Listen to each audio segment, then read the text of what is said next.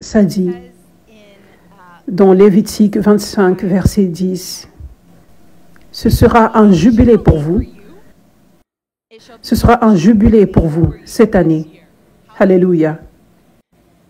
1 Corinthiens 12, verset 12 dit, « Le corps forme un tout, mais a pourtant plusieurs organes. Et tous les organes du corps, malgré leur grand nombre, ne forment qu'un seul corps. Il en va de même pour Christ. En effet, que nous soyons juifs ou grecs, esclaves ou libres, nous avons tous été baptisés dans un seul esprit pour former un seul corps. Et nous avons tous bu à un seul esprit. » Nous allons aller au verset 18. « En fait, Dieu a placé chacun des organes dans le corps comme il l'a voulu. S'ils étaient tous un seul organe, où serait le corps? Comment cela serait étrange? Amen. Il y a donc plusieurs organes, mais seul un corps. L'œil ne peut pas dire à la main, « Je n'ai pas besoin de toi », ni la tête dire aux pieds, « Je n'ai pas besoin de vous ». Nous allons aller au verset 26. « Si un membre souffre, tous les membres souffrent avec lui. Si un membre est honoré, tous les membres se réjouissent avec lui. Vous êtes le corps de Christ.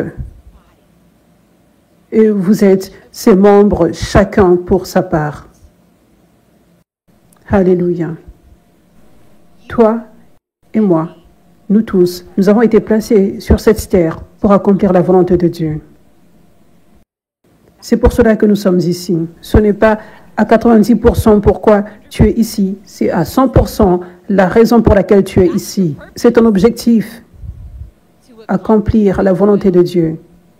Et pour résumer ce qu'est la volonté de Dieu, ce qu'est sa volonté pour toi sur cette terre, c'est d'amener les gens dans le royaume de Dieu, être son vase, afin que les gens le rencontrent son amour et sa puissance, qu'ils obtiennent la foi en lui et qu'ils le reçoivent en tant que Seigneur et Sauveur, et qu'ils reçoivent tout ce qu'il a, la guérison, la liberté, que les emprises du diable soient brisées dans leur vie et qu'ils reçoivent l'héritage de la part de Dieu, comme enfants de Dieu, de vie en abondance. Amen. Ça, c'est ton objectif. C'est pour cela que Dieu t'a placé ici. C'est pour cela que Dieu m'a placé ici. C'est pour cela que Dieu nous a placés tous ici. Nous avons tous le même objectif. La façon, ce n'est pas un objectif individuel que tu as, c'est un objectif collectif. La façon dont nous accomplissons notre objectif, la mission que Dieu a placée sur nos vies, c'est quand nous travaillons ensemble comme un corps, comme une équipe. Mais tellement de personnes se demandent, quel est mon objectif Dieu? Quel est mon objectif Dieu? Probablement, la majorité, ce n'est pas tout le temps. Quand quelqu'un prie cela, quand quelqu'un se demande cela, quand quelqu'un languit pour connaître son objectif, son appel, la majorité du temps, si ce n'est pas tout le temps, la personne pense juste à elle-même individuellement. Mais ça, c'est mauvais. La bonne façon d'y penser, c'est quelle est ma part à jouer dans cette équipe dont je fais partie.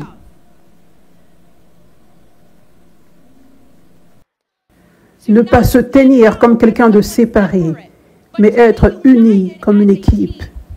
Quelle est ma part à jouer pour être dans l'équipe victorieuse, pour faire en sorte que mon équipe gagne?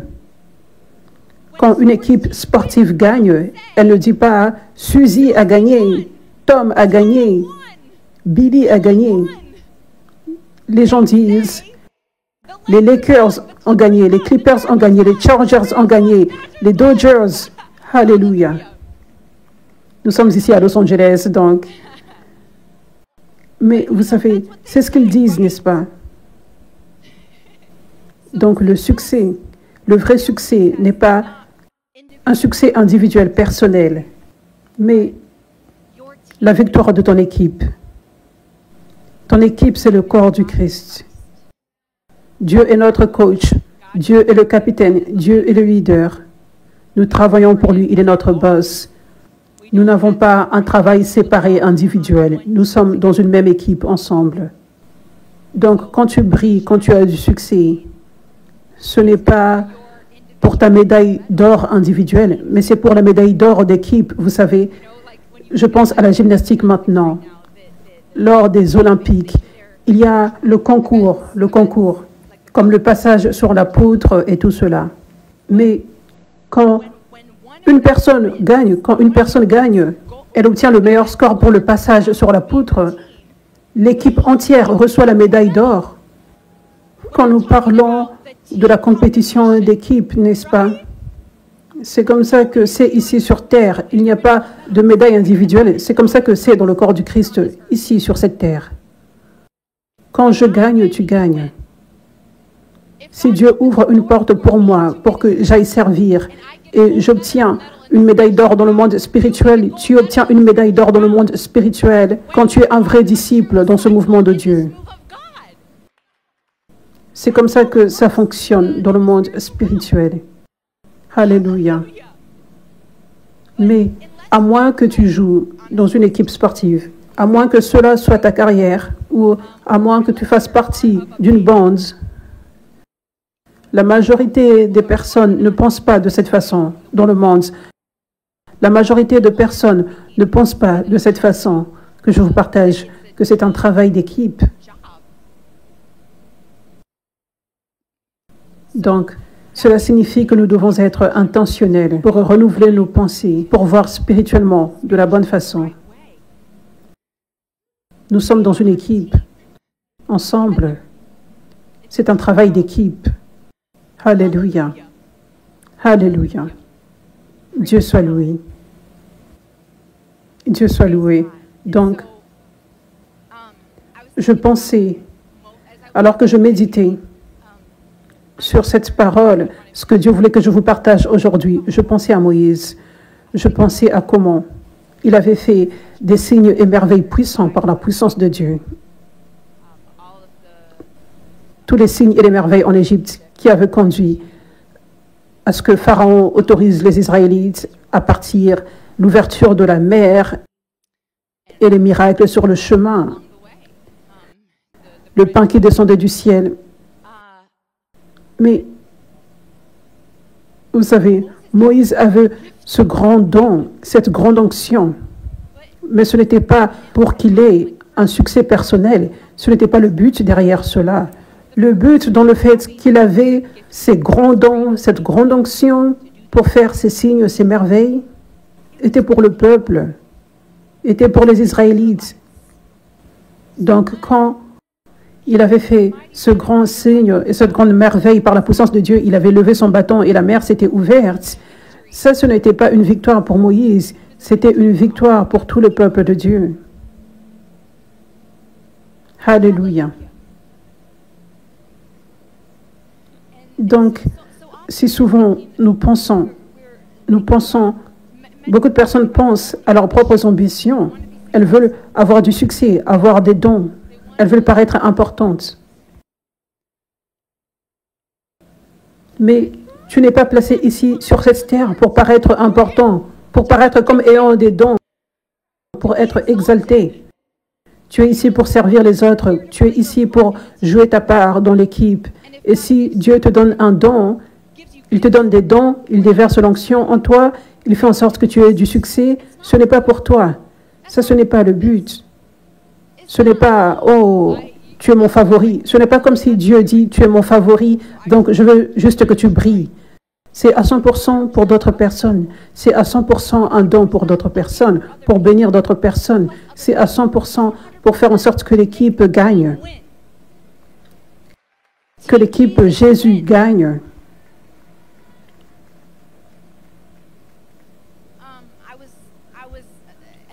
J'aime aller comme un acte prophétique. J'aime aller des fois dans un stade ou une arène comme un acte prophétique. Juste être là et déclarer le réveil.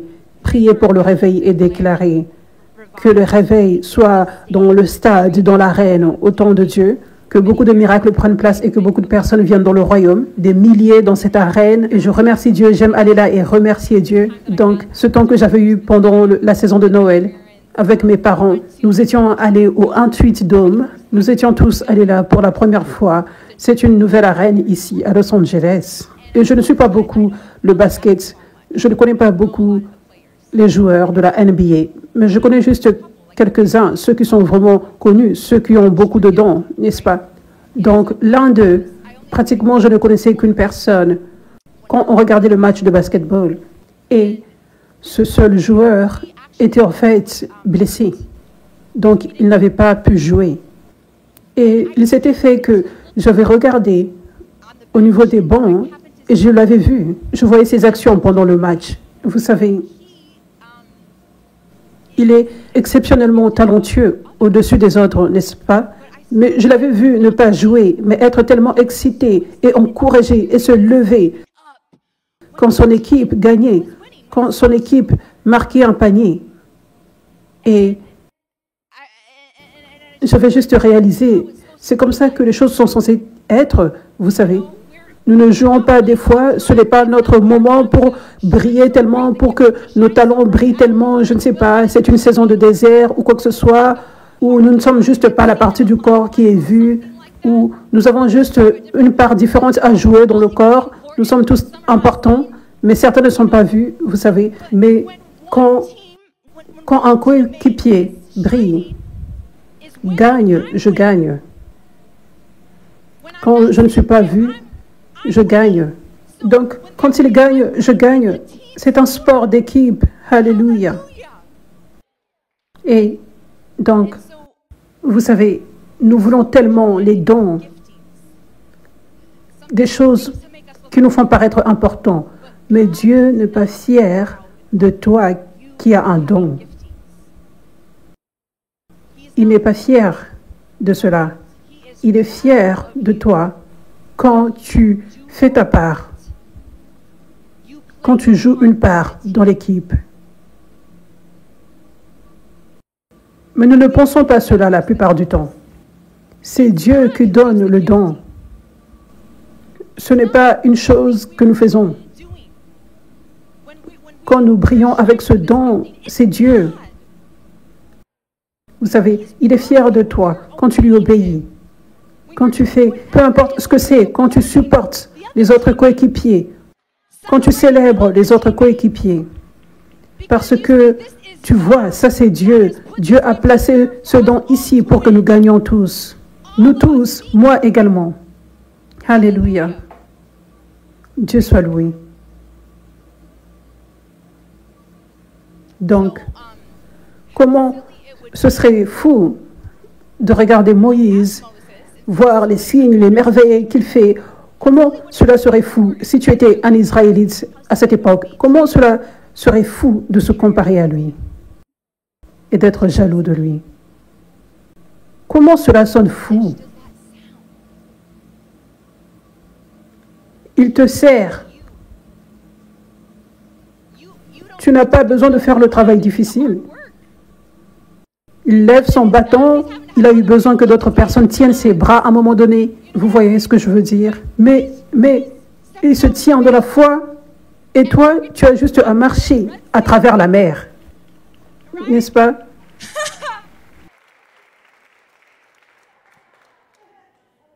Donc, ça c'est comme ça que c'est ici aujourd'hui. C'est comme ça que c'est ici aujourd'hui dans le corps du Christ. Tu dois faire attention pour ne pas tomber dans le piège de l'ennemi, de la comparaison avec les autres. La comparaison est le voleur de la joie. Et la comparaison mène à la jalousie. Et si tu ne rejettes pas cela, cela conduit à être utilisé par l'ennemi, conduit à la haine, conduit à tuer ta bénédiction. Donc tu dois faire si attention à cela. Mais ça, c'est la voix de Dieu. Il élève des leaders, il place l'onction dans des leaders comme Moïse, par exemple. Et c'est pour le bénéfice de l'équipe entière, l'ensemble du corps. Il y aura une tentation pour certains d'entre vous, des fois, pour vous comparer, pour être jaloux. Mais cela, c'est être déçu par l'ennemi. Ça, c'est ta bénédiction. Ça, c'est ton équipe. Pourquoi tu es jaloux de tes coéquipiers?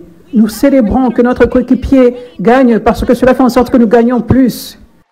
Pas juste moi, mais mon ami et mon voisin. Toutes personnes dans le corps du Christ. Nous gagnons tous. Nous avons tous la victoire sur le diable ensemble. Et nous rendons Dieu fier et nous faisons en sorte que la volonté de Dieu soit faite. Alléluia. Alléluia. Luc 4, verset 18. L'Esprit du Seigneur est sur moi, Et ça, c'est l'un des versets principaux. C'est l'un des versets principaux de la parole de l'année en passant. L'Esprit du Seigneur est sur moi. L'Esprit du Seigneur est sur nous. Gloire à Dieu.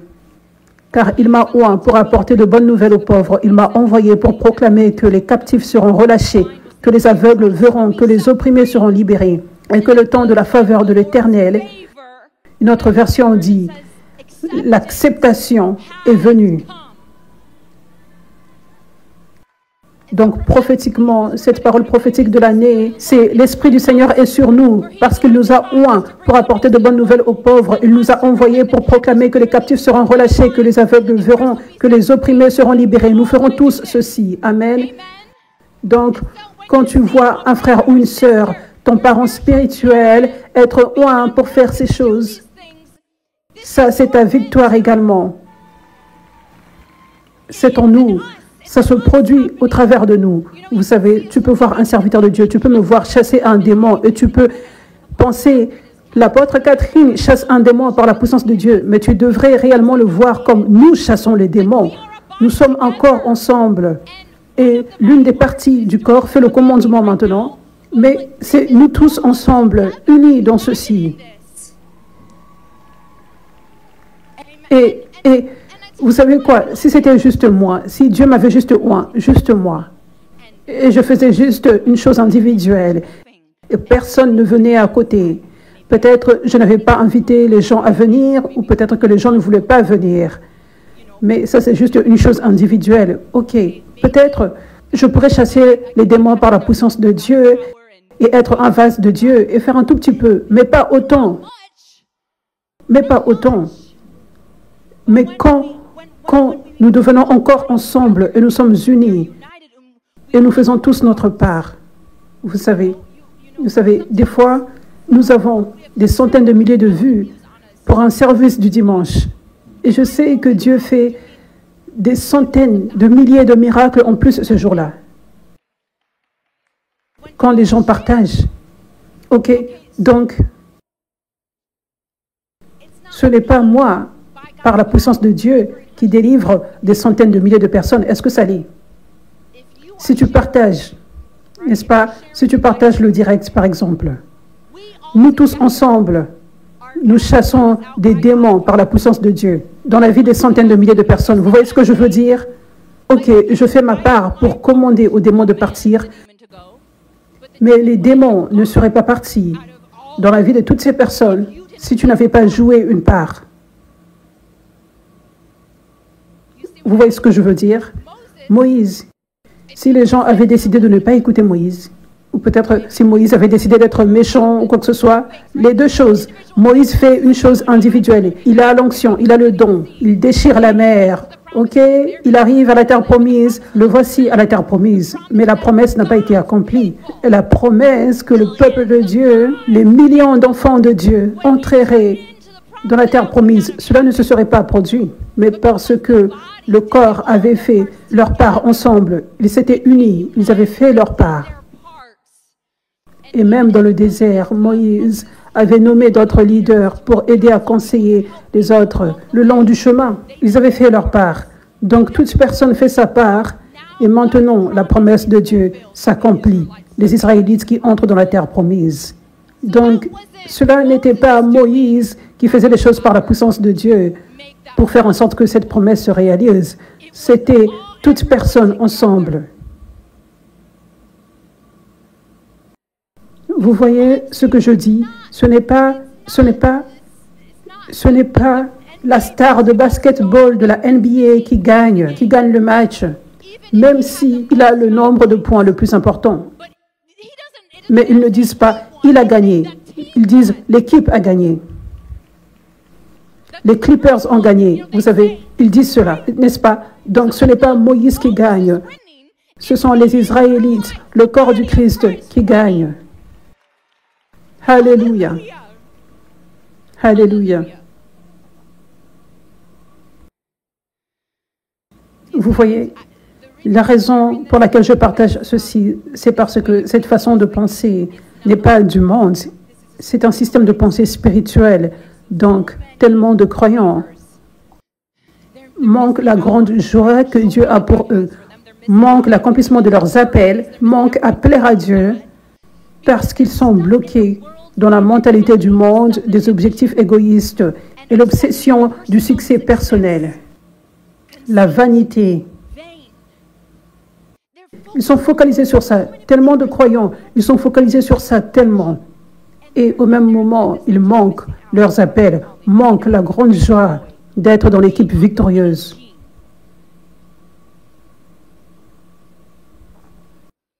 À la place, ils sont jaloux de leur coéquipier. Alors que si le coéquipier ne gagnait pas, tu ne serais pas en train de gagner. Mais à la place, tu obtiens la médaille d'or et tu refuses la médaille d'or et tu veux faire tomber celui qui t'a aidé à avoir la médaille d'or. Comment cela est fou, n'est-ce pas? Et nous voyons ceci tout le long de la Bible. Comment sont fous les enfants de Dieu qui sont déçus par le diable de cette façon? Encore et encore et encore, nous voyons cet esprit de comparaison, esprit de jalousie. Et cela fait en sorte que les gens perdent leur bénédiction. Et ça les fait sortir de la volonté de Dieu et ils perdent leur héritage, le salut, les bénédictions. Donc, Luc 4, verset 18. Après qu'il ait déclaré cette prophétie, l'Esprit du Seigneur est sur moi, car il m'a oint. Juste après cela, il m'a envoyé pour proclamer que les captifs seront relâchés, que les aveugles verront, que les opprimés seront libérés et que le temps de la faveur de l'Éternel est venu. Verset 20.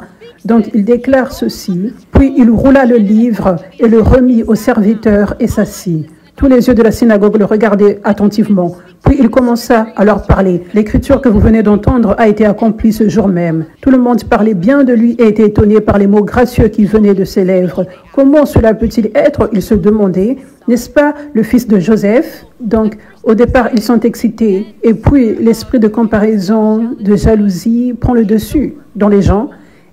Et verset 28, et ce sont les gens religieux, ce sont les pharisiens, ce sont les gens qui étaient à l'église avec Jésus, qui étaient leaders dans la synagogue où Jésus était. Ce sont des gens qui étaient juste des frères et sœurs croyants. Ce sont ces gens-là. Ils ont grandi avec lui. N'est-ce pas le fils de Joseph? Ils le connaissaient. Donc, verset 28, ça dit, quand ils entendirent cela, les gens de la synagogue étaient furieux. En se levant, ils le chassèrent et le forcèrent jusqu'au bord de la colline sur laquelle la ville a été construite. Ils avaient l'intention de le pousser par-dessus la falaise, mais il était passé à travers la foule et était parti. Regardez comment ils sont fous. Regardez comment ils sont déçus, comment ils l'étaient. Voici, Jésus vient, c'est l'année du jubilé. Je suis venu pour vous servir, pas pour être servi. Dieu m'a oint. Il a placé tellement de puissance et de dons en moi pour vous bénir, dans le but de vous bénir, dans le but de vous donner. Pas pour paraître important, pas pour paraître comme ayant du succès, pas pour obtenir ma propre médaille d'or individuelle, mais pour vous donner des médailles d'or, pour vous bénir, pour vous les donner. C'est ce que disait Jésus. Donc, à la place de louer Dieu, ça c'est l'année du jubilé. Alléluia. Alléluia. Merci Seigneur d'avoir oint Jésus. Au lieu de cela, ils avaient essayé de tuer leur bénédiction. Littéralement, ils avaient essayé de tuer Jésus à ce moment-là. Donc, ça, c'est une chose que le corps du Christ doit entendre encore et encore. Entendre cette alerte, parce que ceci ne s'était pas produit juste naturellement. C'était spirituel. C'était le diable qui déposait ses pensées dans leur tête de comparaison, de jalousie, d'objectifs égoïstes, d'obsession. Le diable plaçait ses pensées dans leur tête et ils avaient accepté cela. Ils étaient déçus et ils étaient tombés dans cela. Donc, tu dois être alerté de ceci, afin que tu ne tues pas ta bénédiction et que tu manques la grande joie que Dieu a pour toi. Amen. Donc, à la place, nous avons besoin d'avoir un esprit différent. Nombre 14, verset 24. Moïse dit, « Mais parce que mon serviteur Caleb a un esprit différent et me suit de tout cœur, je l'amènerai dans le pays où il est allé, et ses descendants l'hériteront. » Exode 33, verset 11. Alors le Seigneur parla à Moïse face à face comme un homme parle à son ami, et il retournait au camp. Mais son serviteur, Josué, le fils de Nun, un jeune homme, ne quittait pas le tabernacle. Donc Josué et Caleb étaient les seuls qui étaient entrés dans la terre promise, parce qu'ils avaient un esprit différent, parce qu'ils avaient un esprit de joueur dans une équipe. Ils avaient un esprit d'altruisme. Ils avaient un esprit de serviteur. Ils avaient un esprit d'humilité. Ils avaient l'esprit de Dieu pour voir quand Moïse brille, je brille. Quand Moïse gagne, je gagne. Quand Moïse fait des signes et des merveilles, c'est pour mon bénéfice et pour le bénéfice de toute personne, je me réjouis. Donc, je bénis Moïse, j'honore Moïse. Je veux aider Moïse, je veux servir Moïse, parce que plus il brille, plus nous brillons. Plus il est en mesure de faire sa part dans le corps du Christ, plus le corps en bénéficie. Amen. Donc, vous savez, Josué et Caleb avaient eu à expérimenter cette grande année de jubilé quand ils étaient entrés dans la terre promise. Ils étaient élevés pour la gloire de Dieu. Ils avaient reçu l'onction sur eux. Josué avait reçu le manteau de Moïse et les avait conduits dans la terre promise. Les murs de Jéricho étaient tombés. Mais ils avaient eu à expérimenter cette grande joie, l'année du jubilé, parce qu'ils avaient un esprit différent. Et vous savez, il y avait des centaines de milliers, des centaines et des centaines de milliers d'Israélites qui n'étaient pas entrés dans la terre promise. Seuls deux avaient un tel esprit de mise à part. Ce n'est pas que toute personne était maléfique, mais il y avait probablement beaucoup de personnes tièdes. Beaucoup sont appelés, peu sont choisis. Dieu veut que tu sois choisi. Dieu veut que tu sois comme Josué et Caleb, avec un esprit différent. Ne te limite pas avec la vie tiède. Tu pourrais ne pas y entrer. Tu pourrais ne pas avoir à expérimenter cette grande joie et l'année du jubilé et être totalement dans la volonté de Dieu. Sers Dieu de tout ton cœur, avec un esprit différent comme Caleb. Mais parce que mon serviteur Caleb a un esprit différent et me suit de tout cœur, je l'amènerai dans le pays où il est allé, et ses descendants l'hériteront. Dieu veut t'emmener dans cette terre promise et ta famille également pour partager cet héritage. Amen.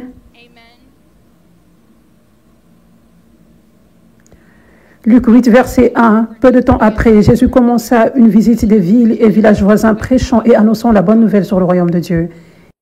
Il emmena ses 12 disciples avec lui, ainsi que quelques femmes qui avaient été guéries de mauvais esprits et de maladies. Parmi eux se trouvait Marie-Madeleine, dont il avait chassé 7 démons, Jeanne, la femme de Chouza, l'intendant des robes, Suzanne et bien d'autres qui contribuaient à partir de leurs propres ressources pour soutenir Jésus et ses disciples. Donc, nous avons cette écriture qui montre comment il y avait des femmes. Elles apparaissent avec des noms. Il y avait des gens qui étaient choisis, comme Josué et Caleb étaient choisis avec un esprit différent. Ils étaient choisis pour être proches de Jésus. Ces femmes contribuaient au travail de Jésus, jouaient leur part dans le corps. Elles avaient un esprit différent, un esprit d'humilité, de serviteur et l'altruisme. Et elles servaient et aidaient Jésus. Elles voulaient que Jésus ait du succès et qu'il soit béni. Et elles voulaient faire tout ce qu'elles pouvaient pour aider Jésus à avoir plus de succès dans son ministère. Donc, ces femmes sont mentionnées avec des noms. Ces gens qui étaient venus avec un esprit différent. Ils contribuaient au travail de Dieu. Ils ont reçu un tel honneur. Ils ont été élevés si haut qu'on déclare leur nom aujourd'hui. Nous voyons Marie honorer Jésus, servir Jésus, déverser un parfum cher sur ses pieds et les essuyer avec ses cheveux. Et elle était ridiculisée par l'esprit de religiosité qui disait « Tu gaspilles ceci. Pourquoi tu ne le donnes pas aux pauvres? Pourquoi tu donnes tellement d'honneur? Pourquoi tu donnes des choses si chères, l'argent, les finances, à Jésus, celui qui est oint, à son ministère? Pourquoi tu fais cela ?» Elle s'en était foutue et elle avait fait cela quand même. Elle ne s'était pas préoccupée de ce que les gens pensaient. Et elle s'était donnée complètement. Elle s'était donnée complètement à Jésus. Et Jésus avait dit, son nom, partout où l'évangile sera partagé, son nom sera aussi partagé. On parlera aussi d'elle. Parce que ce qu'elle a fait est si honorable et beau.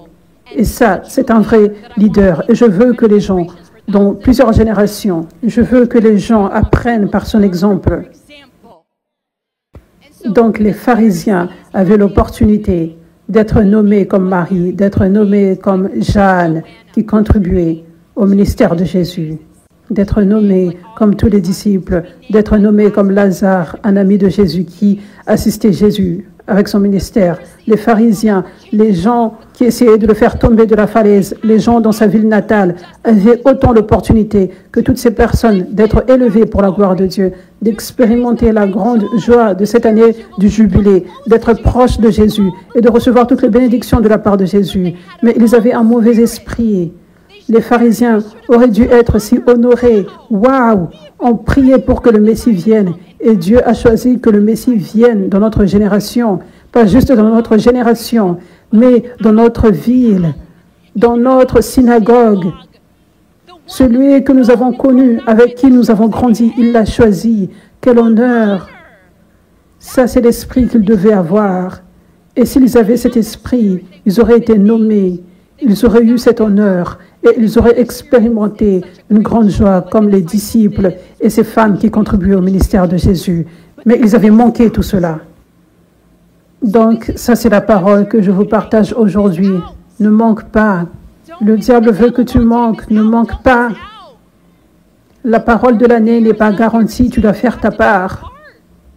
Tu dois te tenir fort contre les stratégies du diable quand il vient dans ta tête. Amen. Alléluia.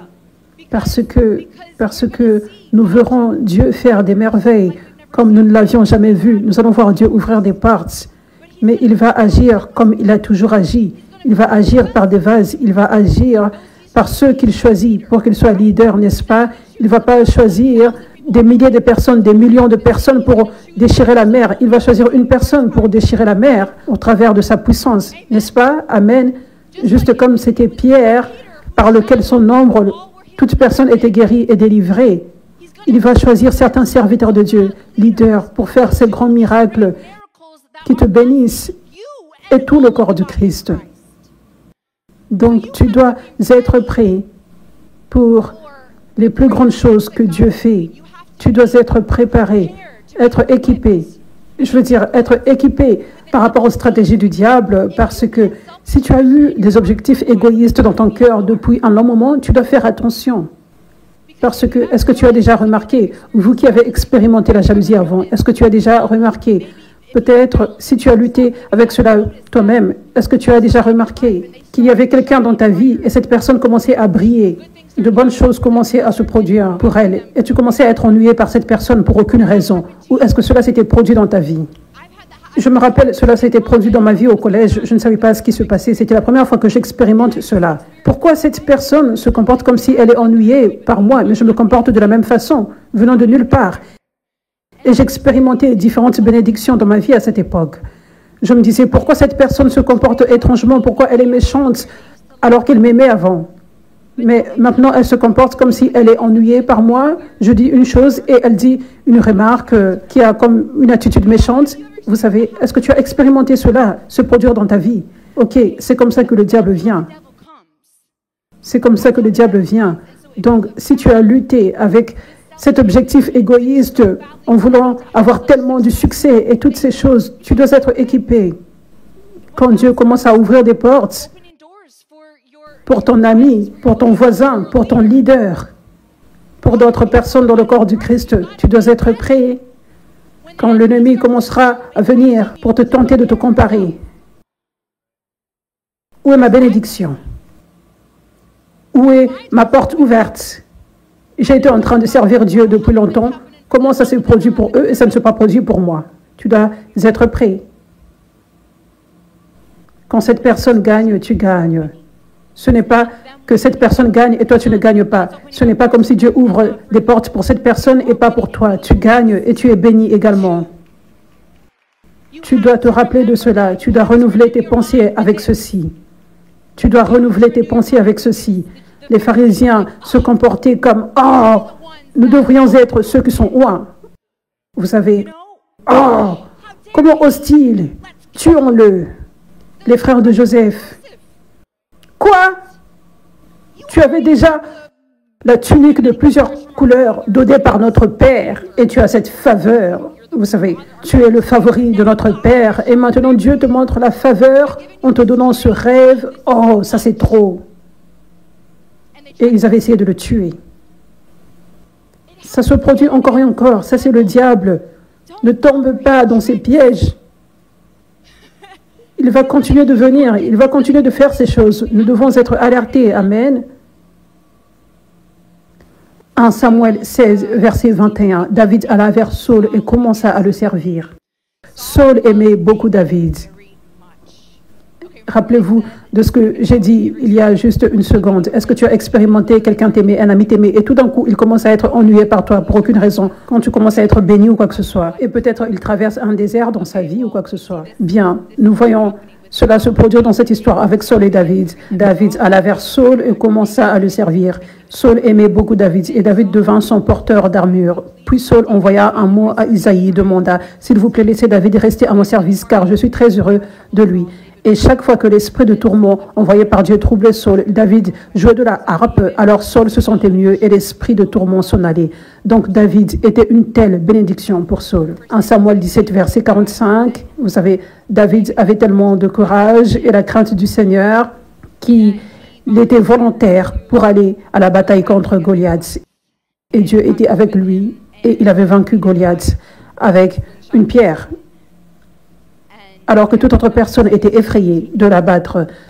Donc, la victoire de David était pour tous les Israélites.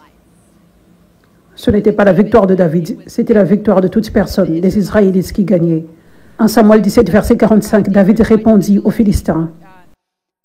Goliath, ça c'est juste avant qu'il le tue. Tu viens à moi avec l'épée, la lance et le javelot. Mais je viens à toi au nom du Seigneur des armées des cieux. Le Dieu des armées d'Israël que tu as défié. Les armées d'Israël étaient les armées des cieux, étaient les armées de Dieu. Donc les Israélites étaient vus comme les armées de Dieu, les armées du ciel. Donc David venait, il venait pas avec un cœur qui disait « Oh, je veux avoir du succès et paraître important, je veux aller contre Goliath et obtenir une médaille d'or. » Non, il vient avec un cœur pour servir les armées de Dieu, les gens, les Israélites, le peuple de Dieu. Donc, il vient en déclarant ceci, il vient en déclarant, vous savez, il parle de l'armée de Dieu, pas de lui-même. Pas « Oh, je peux t'abattre ». Aucun de cela. L'humilité. Comment oses-tu venir contre l'armée de Dieu? Je viens de la part de l'armée de Dieu, de mon équipe. Donc Dieu est avec lui et il vainc Goliath. Et c'était une victoire pour l'ensemble de l'équipe, pour l'ensemble de l'armée. Alléluia.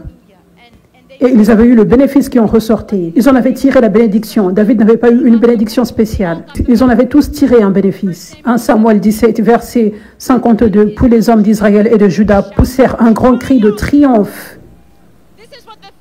Ça, c'est ce que les pharisiens avaient manqué. Mais les hommes d'Israël avaient un esprit différent et ils avaient expérimenté l'année du jubilé.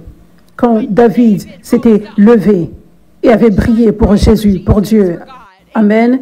Les hommes d'Israël et de Juda poussèrent un grand cri de triomphe et se précipitèrent après les Philistins, les poursuivant jusqu'à Gath et les portes d'Écron.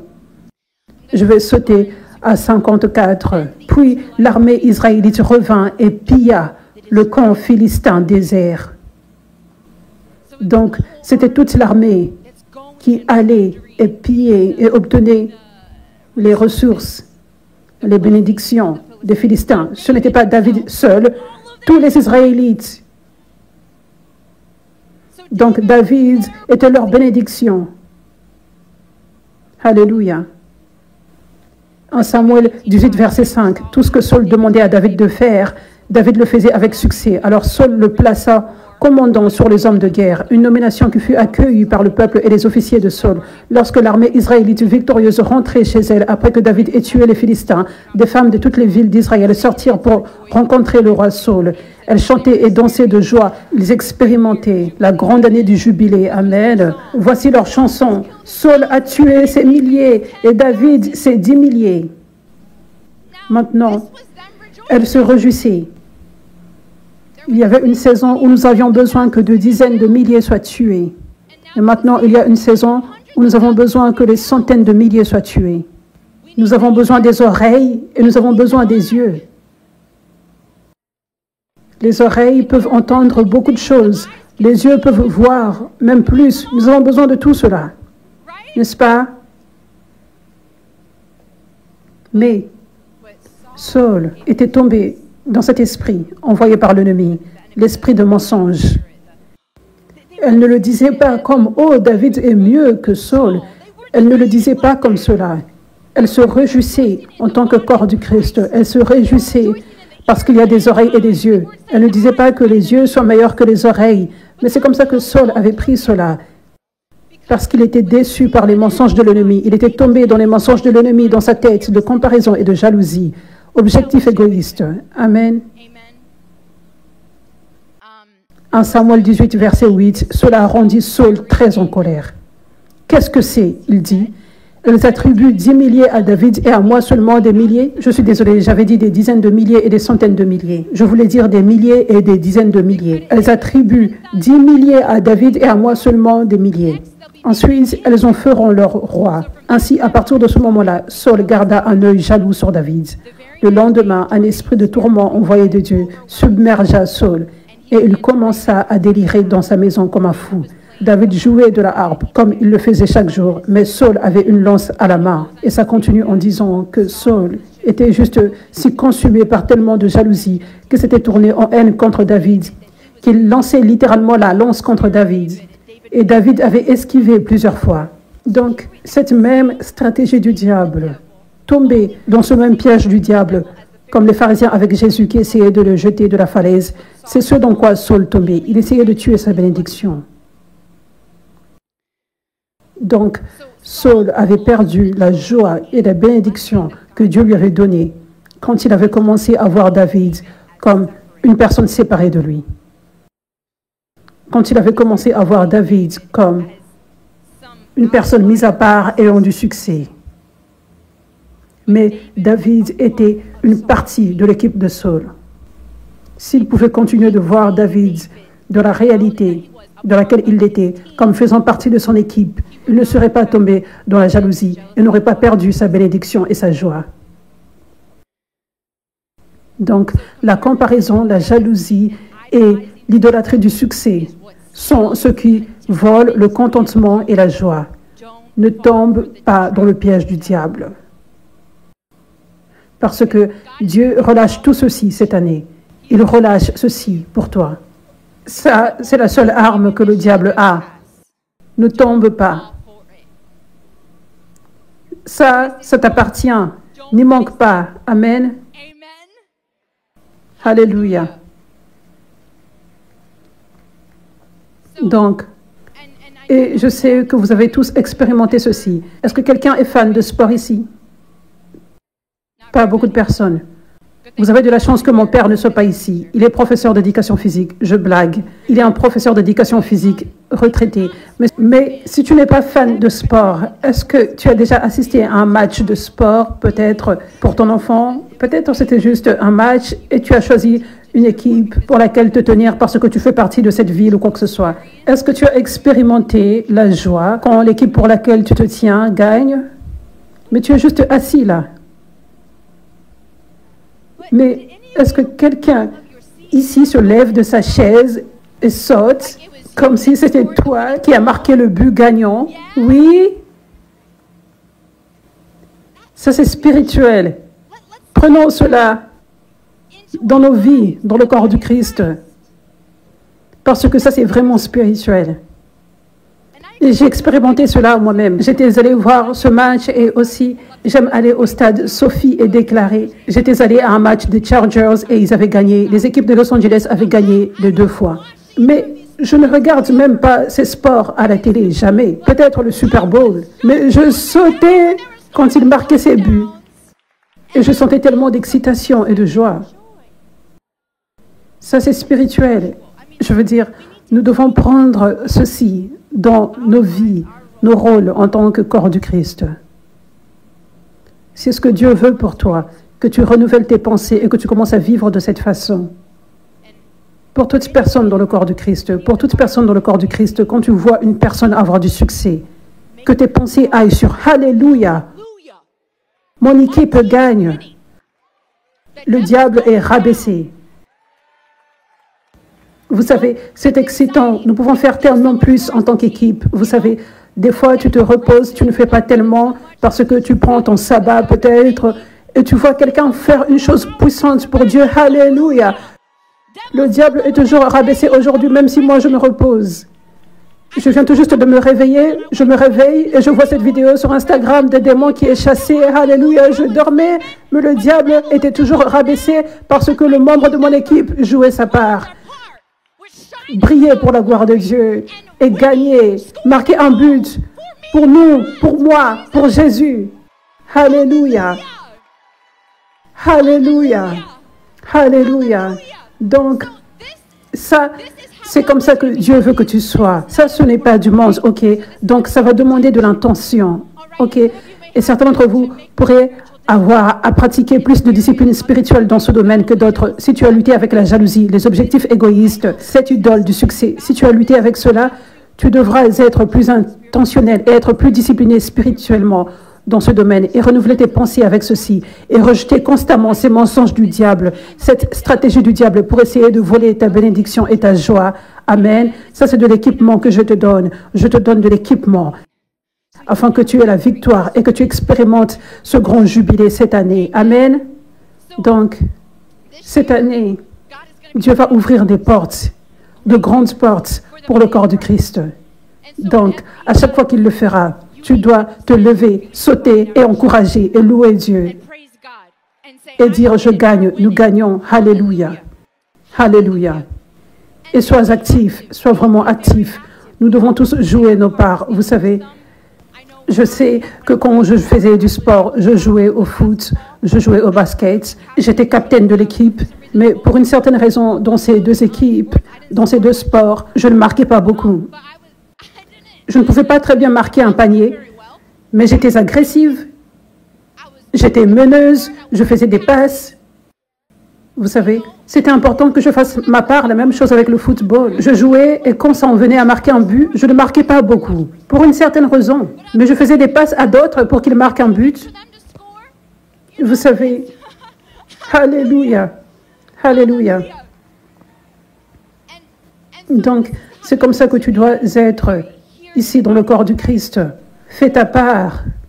On a besoin de toi. Vous savez, ce n'est pas juste à propos de toi qui t'assois et qui te relaxe. Vous savez, j'ai parlé de la partie repos, oui. Mais ça, c'est juste quand Dieu t'appelle à te reposer.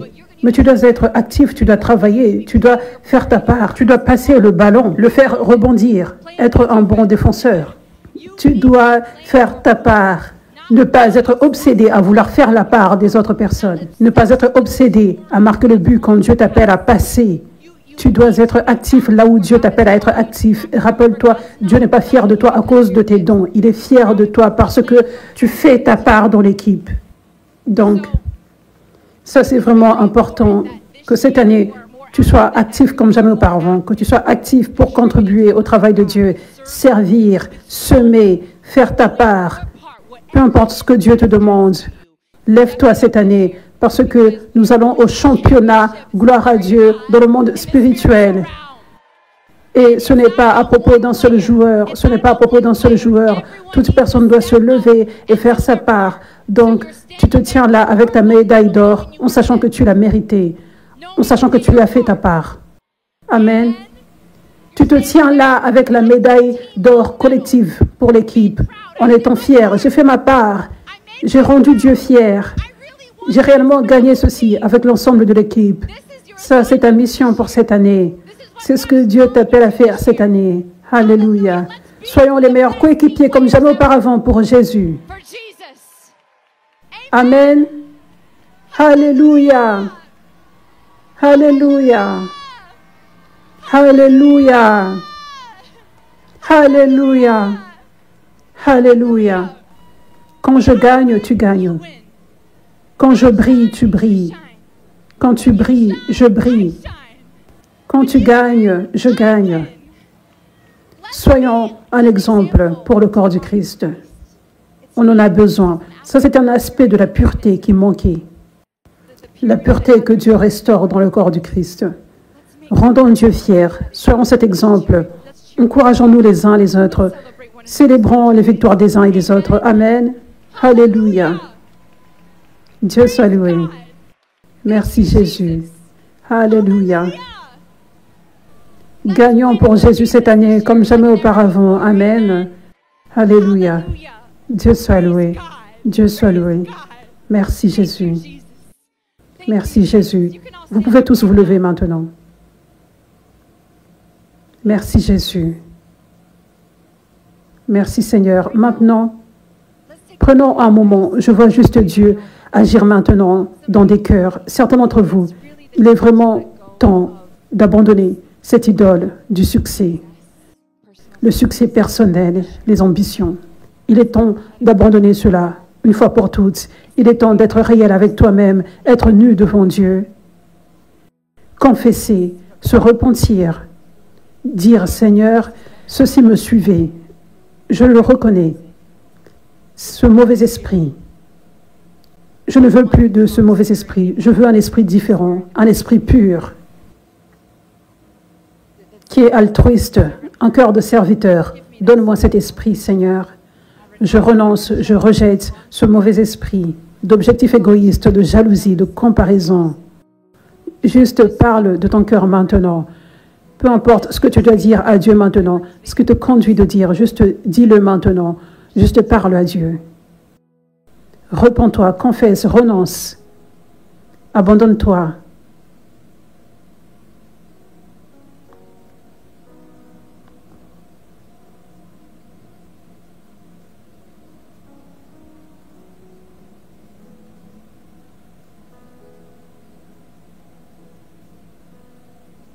Merci Seigneur. Je déclare que tout mauvais esprit que te suivait, avec lequel tu luttais dans ta tête depuis longtemps, cet esprit de comparaison, de jalousie, cet esprit d'objectif égoïste, d'égoïsme, l'idole du succès, je déclare que cela te quitte maintenant. Au nom de Jésus. Merci Jésus. Que cet esprit qui te hante te quitte et ne retourne plus jamais. Au nom de Jésus. Que ton mental soit libre. Sois libre dans ton mental à partir de maintenant. Sois libre. Merci Seigneur. Je relâche cette onction sur vous tous. Que cette onction vienne sur vous. L'onction d'un esprit différent, d'un esprit pur, d'un cœur pur, un cœur de serviteur, un cœur altruiste, un esprit d'équipe. À partir de maintenant, au nom de Jésus, que le cœur de Dieu vienne plus en toi, que cette passion pour que la volonté de Dieu soit faite brûle en toi plus, que ce cœur pour les autres, l'amour pour les autres, l'amour pour les autres, vouloir qu'ils aient du succès et qu'ils brillent, que cet amour entre plus dans ton cœur. Merci Jésus. Que tu voies les autres plus haut que toi-même à partir de maintenant. Merci Seigneur. Merci Jésus. Amen. Amen. Alléluia. Alléluia. Dieu soit loué.